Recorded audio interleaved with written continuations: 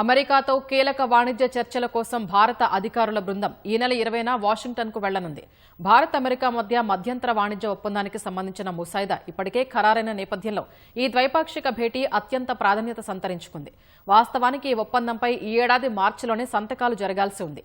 అయితే America supreme court ఇచ్చిన ఒక తీర్పుతో అక్కడి టారిఫ్ విధానాల్లో అనూహ్య మార్పులు చోటు చేసుకున్నాయి. అమెరికా నూతన గ్లోబల్ టారిఫ్ విధానం పూర్తిగా అమల్లోకి వచ్చిన తరువాతే ఈ ఒప్పందంపై సంతకాలు జరిగే అవకాశం ఉందని అధికారిక వర్గాలు గతంలోనే స్పష్టం చేశాయి. భారత్ అమెరికా మధ్య తొలిదశ ద్వైపాక్షిక వాణిజ్య ఒప్పందానికి సంబంధించిన ముసాయిదా ఫిబ్రవరిలో ఖరారైంది. ఈ ఫ్రేమ్వర్క్ ప్రకారం భారత్పై సుంకాలను 18% తగ్గించేందుకు అమెరికా అంగీకరించింది. అయితే ట్రంప్ తీసుకొచ్చిన పరస్పర సుంకాలకు వ్యతిరేకంగా సుప్రీంకోర్టు తీర్పు ఇవ్వడంతో ఆ దేశ టారిఫ్ విధానం మారిపోయింది. ఈ పరిణామాల తర్వాత ఫిబ్రవరి 24 నుంచి 150 రోజుల పాటు అన్ని వాణిజ్య భాగస్వామ్య దేశాలపై 10% సుంకాలను అమెరికా అధ్యక్షుడు విధించారు. మరోవైపు అమెరికా సెక్షన్ 301 కింద 2 వేర్వేరు దర్యాప్తులు చేపడుతున్న తరుణంలో వచ్చే వారం వాషింగ్టన్లో జరగనున్న భేటీకి ప్రాధాన్యం ఏర్పడింది.